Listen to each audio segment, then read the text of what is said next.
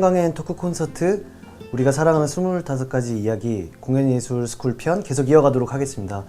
1부에서 저희 공연예술인들 창작의 심장, 이제 극장에서 창작의 씨앗들을 좀 키워나가는 어떤 일련의 실천들이나 사례들을 좀 김유철 PD 통해 가지고 소개받았는데요.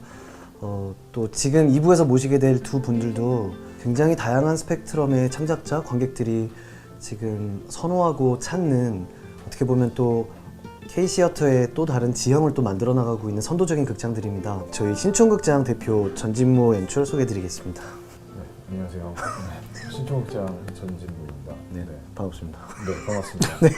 그리고 우리나라의 대표적인 실험 공간이죠. 연극인들의 성지 해화동 1번지 극장장 대표 김기일 연출 소개해드리겠습니다. 예, 안녕하세요. 저는 엘리펀트 룸이라는 팀에서 연출 맡고 있고, 오늘은 이제 해화동 1번지 연극실험실 해화동 1번지라는 대학로 소극장에서 같이 동인들과 함께 공동 운영하면서 극장장 맡고 있는 김기일이라고 합니다. 반갑습니다. 두 분이 또 운영하고 계시는 극장 공간에 대한 짧은 소개를 드리자면요. 실험적인 공간의 대표 극장이기도 하고, 공연을 올리는 장소로서의 극장이라는 의미 외에 극장이 무엇을 실천하고 또 어떤 것들을 지금 책임져야 하는지, 무엇을 말해야 하는지, 누구와 함께 해야 하는지, 이런 고민들을 가장 최전선에서 좀 고민하고 있는 극장이라고 저는 좀 바로 옆에 두 분이 계시지만 그렇게 저 나름대로는 좀 생각을 하고 있습니다. 창작자와 관객들에게 급속히 팬덤을 만들어가고 있는, 먼저 신촌극장의 대표 전진무 연출님 사례부터 들려드리도록 하겠습니다. 오늘 사실은 연출가로서의 전진무 연출님 말고 네. 또 극장 대표 또 운영자로서의 전진무 연출님 두 개의 인격이 있으셔서 사실 제가 만나는 어떤 창작자 동료보다도 바쁜 일상을 좀 보내신다고 알고 있는데, 지금 극장에서 공연이 올라가고 있는데 지금 이 자리를 해주신 거죠? 네, 지금 극장 공연 올라가고 있고, 네. 원래 신촌극장에서 올라가는 공연들이 연극뿐만 아니라 좀 다양한 장르의 공연들이 많은가 봐요. 제가 이제 극장을 생각했을 때 극장이라는 공간이 꼭 뭔가 연극, 우리가 알고 있던 어떤 이야기를, 그러니까 스토리에 기반해서 뭐를 전달해야 되는 공간이라기보다는 그냥 어떤 일정한 시간을 관객과 함께 이제 경험할 수 있는 여지를 갖는 것이 이제 극장의 역할이라고 생각이 됐고, 그렇다면 사실 장르를 굳이 이제 가릴 필요가 없겠다라는 생각들을 좀 하게 됐었어요. 그래서 네네. 지금 신촌극장에서는 시각예술에 기반한 이제 퍼포먼스들도 들어오고, 또는 음악 공연이 있기도 하고, 무용 안무 공연이 들어오기도 하고, 연극 작업도 들어오고 있습니다. 아, 네. 한 공간씩 저희가 조금 화면 자료들을 보면서 지금, 왜냐면 신촌극장을 이제 너무 잘 알고 있는 분들도 계시고, 오늘 접속하신 분들 중에 또 이 공간의 성격이나 또 그런 것들을 잘 모르시는 분들이 있어서 혹시 그런 걸 저희가 잠깐 소개하고 지나가는 시간을 좀 가지도록 할게요. 네네. 네, 이건 신촌극장이 이제 지어질 때 이제 공사하던 사진이에요. 근데 신촌극장이라는 데가 이제 뭐 이름에서 알 수 있듯이 이제 신촌에 위치해 있고, 흔하게는 신촌역으로부터 조금 올라가면서 있는 어떤 술집들이 즐비한 골목들에서 이제 술을 마시고 하는 이제 공간으로서 훨씬 더 친숙할 것 같아요. 근데 신촌극장은 사실은 연대 가까이 철길 옆쪽에 굉장히 이제 후미진 골목, 그래서 연대생들조차도 이제 사실은 잘 지나다닐 일이 없는, 그러니까 뭐 다른 가게나 이런 것들이 거의 없는 골목이죠.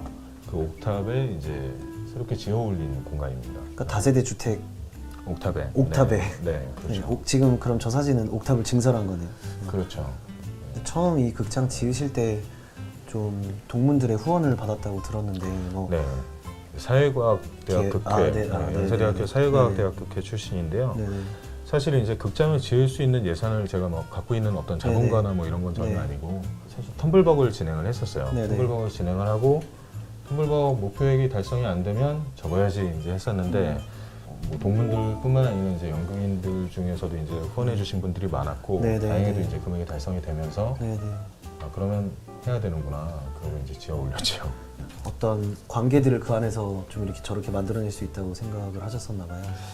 극장이 만들어지기 전에 이 극장이 도대체 공연할 수 있는 공간이 될까에 대해서 이제 의심을 가졌던 것처럼, 아마 이제 처음 보는 창작자들이 이 공간에서 뭘 할 수 있을까를 상상하는데 좀 어려움이 있을 수도 있겠다라는 생각을 했었던 것 같아요. 그렇게 됐을 때 이 극장을 누가 쓰지?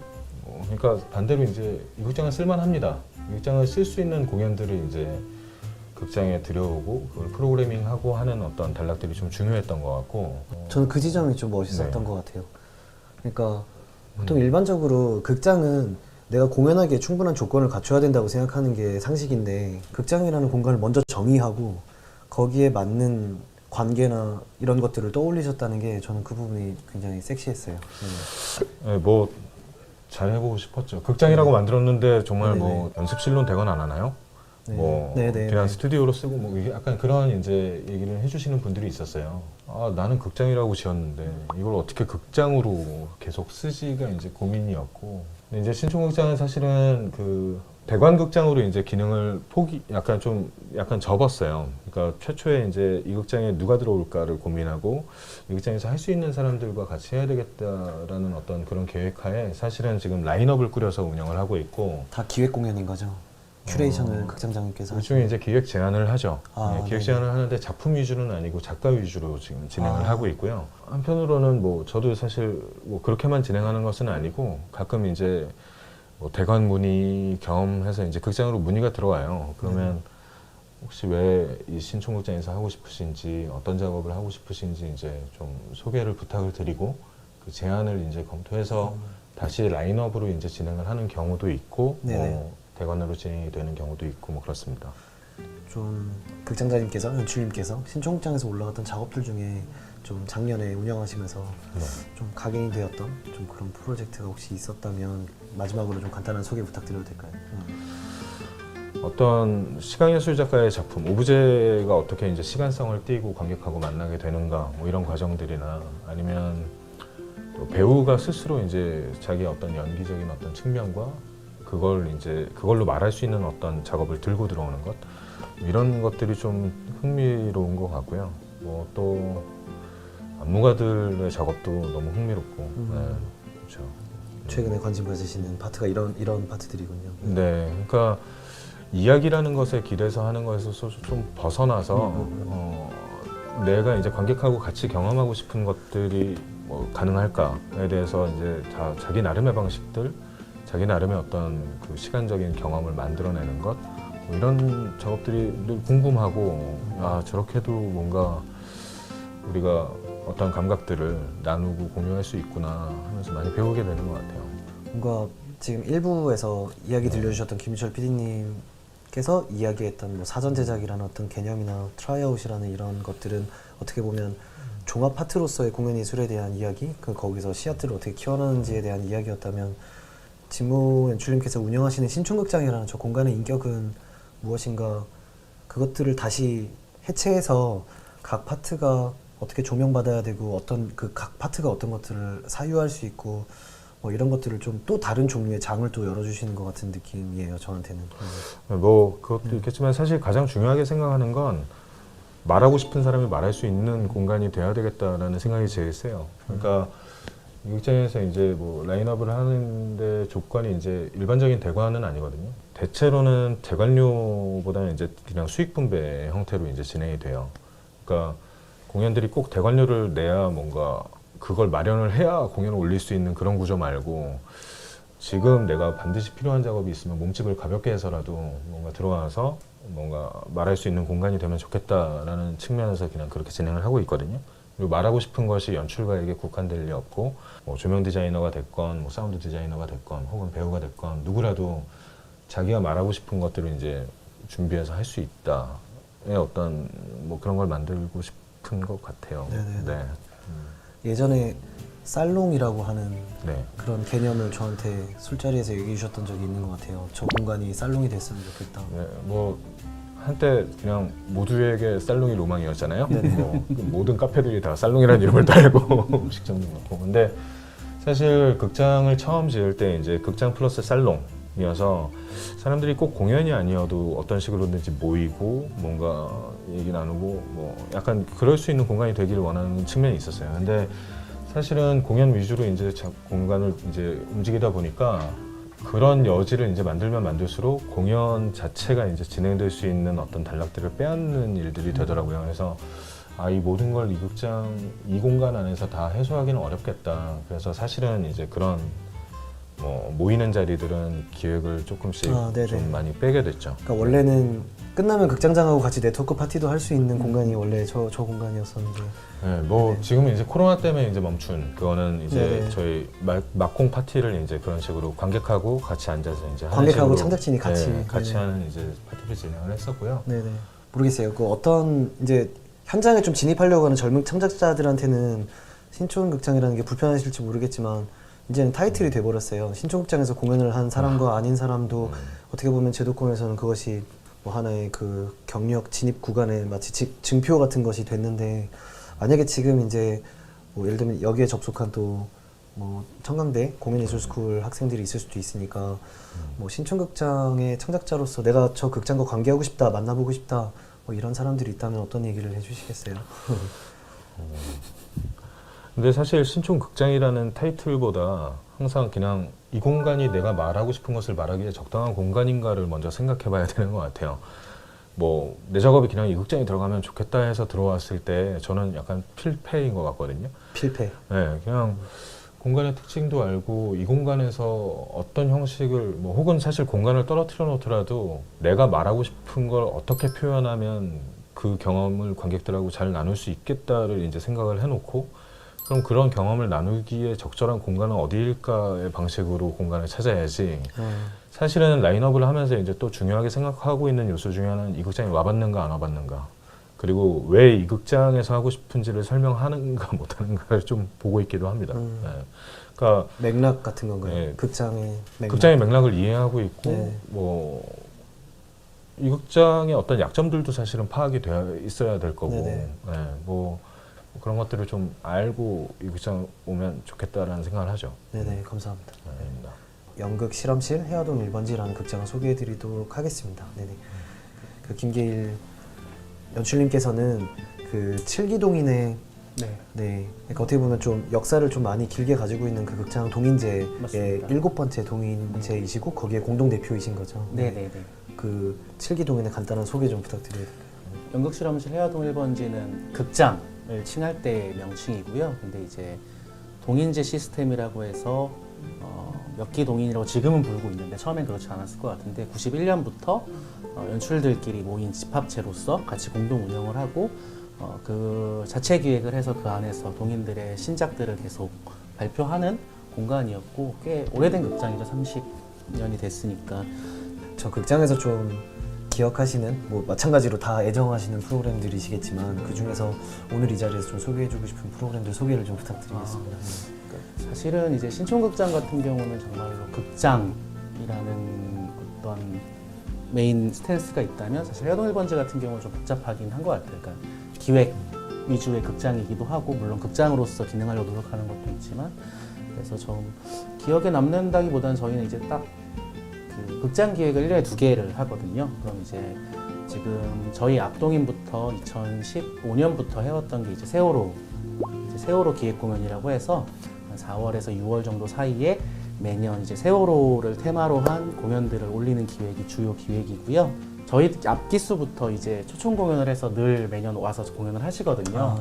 근데 이제 딱 좀 현장 연극인들한테 좀 충격 같은 건 주는 것 같아요. 그러니까 딱 이분들이 물론 아마추어지만 이 공연 단순히 이제 어떤 공연의 퀄리티라든지 우리가 뭐 미학적 이런 설명들 떼놓고서 이분들이 해화동 1번지라는 공간에서 공연을 하실 때 형성되는 그 분위기는 뭐지? 우리는 이런 걸 만들기가 너무 어려운데 뭐 그런 식으로 많이 충격을 주고 감동 혹은 이제 감흥을 받았던 작업자들이 굉장히 많았던 것 같고 네네.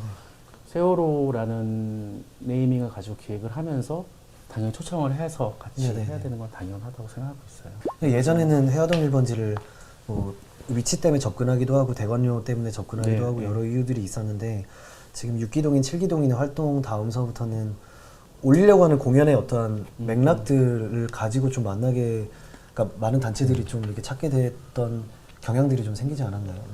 예를 들면 그런 질문인 것 같아요. 그런 걸 우리가 반드시 해야 된다는 감각은 당연히 또 아닌 것 같은데 네네네. 또 동인이라는 그룹핑 자체가 앞선 동인들이 뒷동인을 아무래도 추천해가 선택되다 보니까 그런 성향이 있는 사람들로 구성이 되고 있는 건 아닐까라는 생각을 하는데 네네. 의도적으로 우리가 사회적 담론을 얘기해야 돼라고 강하게 말하는 방식은 아니고 네네. 그런 거에 관심 있는 창작자들이 기획을 하다 보니까 계속 그렇게 발견되는 것 같고 네네. 아마 그거는 좀 연극 개내서의 흐름이랑도 맞닿아 있다고 저는 좀 생각은 해요. 예를 들면 저희가 2019년에 동인이 됐을 때 2018년 미투 운동이 있었고 물론 그 기성 연극인들의 문화 자체에 대해서 다시 생각하는 시간들이 있었을 때 그런 흐름 안에서는 뭐 자연스럽게 기존의 극장에서 다루지 않았던 것들, 기존의 극장에서 배제됐던 것들의 연극계도 있겠지만 좀 다양한 목소리가 나오기 시작하는 시점에서 저희 동인이 하면서 그런 맥락이지 우리가 좀 사회적으로 올바른 얘기를 해야 돼 이런 스탠스는 좀 아닌 것 같고 네네. 꼭 비단 헤어드 일버지뿐만 아니라 요즘의 젊은 창작자들이 사회적 담론으로 작업을 하는 경우 굉장히 많잖아요. 그런 경향성 안에 있다고 저는 생각하는 네네. 편입니다. 요거는 이제 아까 말씀드렸던 세월호 기획 말고 저희가 가을에 하는 가을 페스티벌 첫 번째 가을 페스티벌이었고요. 그때는 연콤만 딱 이 공연 자체가 사실은 헤어드 일번지라는 데가 아시는 분들도 알겠지만 되게 오래되기도 하고 원튼 원치 않듯 주목받고 부담도 많이 되는 순간이 있었는데 그때 그런 거 신경 안 쓰고 우리끼리 제일 가장 할 수 있는 걸 하자. 그러니까 사실은 이때는 키워드도 정하지 않았어요. 그러니까 각자 자신이 하고 싶은 작업을 첫 시작으로 했으면 좋겠다라는 맥락으로 했던 영콤마 영이라는 작업이었고, 그러니까 예를 들면 이게 젊은 연극이라는 거였는데 여기는 이제 그때 저희들한테 이 생각이 되게 많았던 것 같아요. 기존 연극계를 어떻게 할 것이, 어떻게 바라볼 것인가.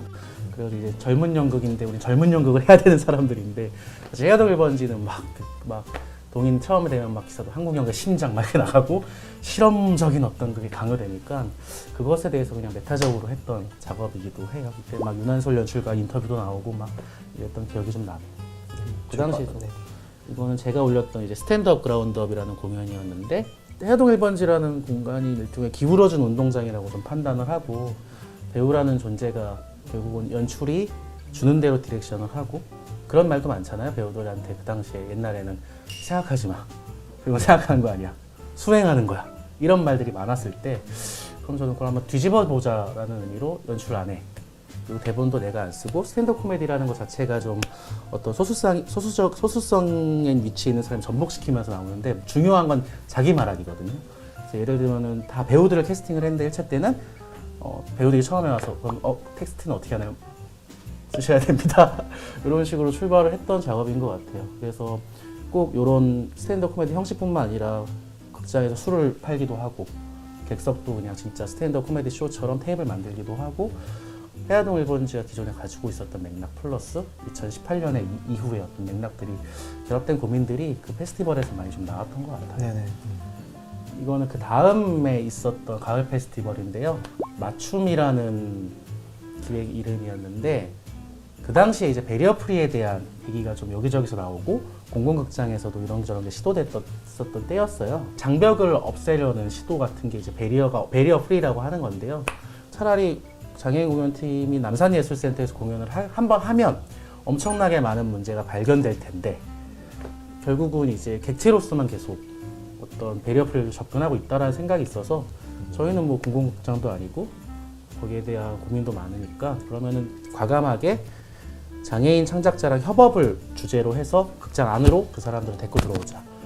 그 과정에서 사실은 동인 페스티벌이라는 게 그리고 동인이라는 게 되게 따로따로 각자 작업 자랑하는 판이 되게 쉬운데 근데 이때 좀 경험을 한 것 같아요. 같이 만들면서 뭘 하는 게 도움을 많이 받을 수가 있구나. 그래서 거기 참여하는 연출들이 몇 명이죠? 5명이요. 그러니까 그 5명이 서로의 어떠한 그 네임밸류를 걸고 네. 자기의 작업을 좀 이렇게 돋보이게 하려고 하는 네네. 그런 경쟁도 있다는 거죠. 그러기가 네. 쉬운데. 그러게 되게 쉬운 구조죠. 네, 근데 네.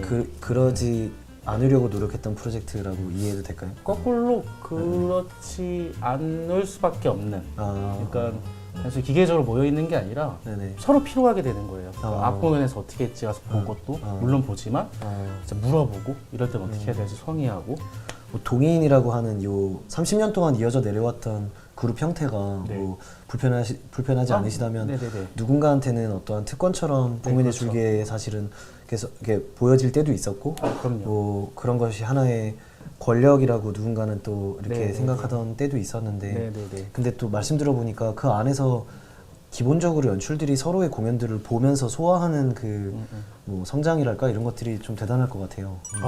매우 커요. 네네네. 매우 크고 그러니까 같이 작품을 5개를 하는 거죠. 내 작품만 하는 게 아니라 맞죠. 그거는 분명히 어떤 경쟁으로서 자극을 받는 것도 분명히 사실이기도 한데 네네. 나라면 이렇게 안 했을 거를 눈앞에서 해내는 사람들을 보면 자극받는 것도 분명히 있고 네네. 그리고 되게 가끔 이제 우리가 어떤 페스티벌을 하지 어떤 주제로 할지 할 때 기계적으로 우리가 머리를 짜야 된다는 감각이 들기도 하지만 네네.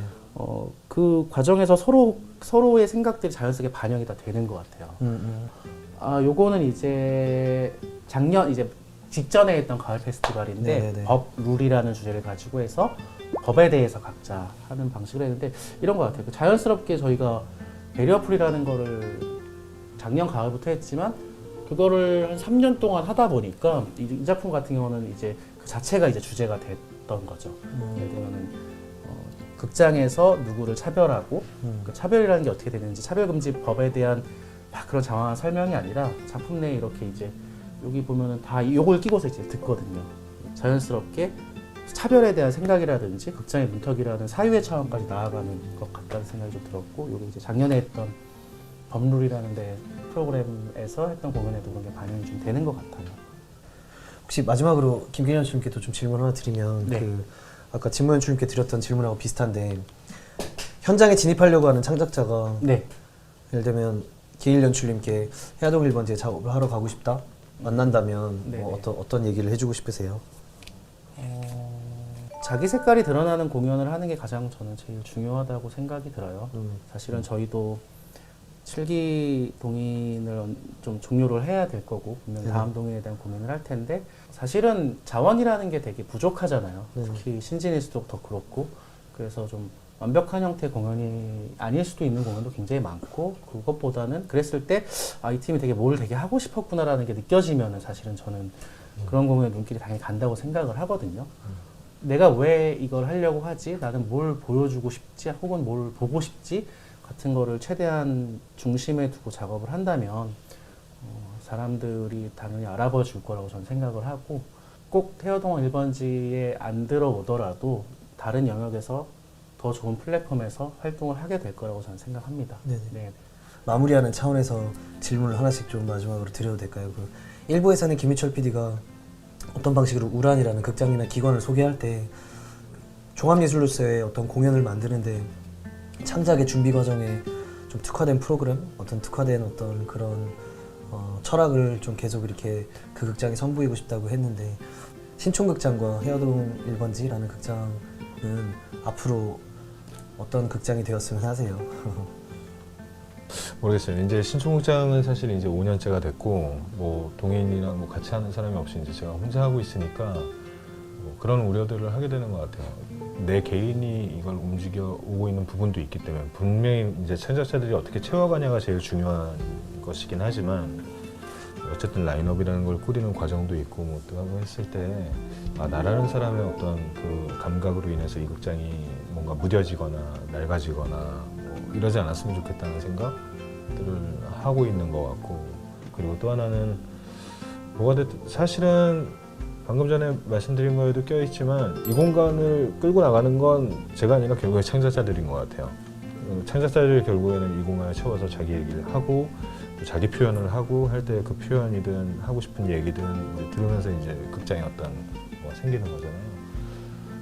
그래서 그런 것들을 성실하게 그냥 계속 뭔가 할 수 있는 노력을 다하면서 뭔가 좀 성실하게 운영되는 극장이 됐으면 좋겠다.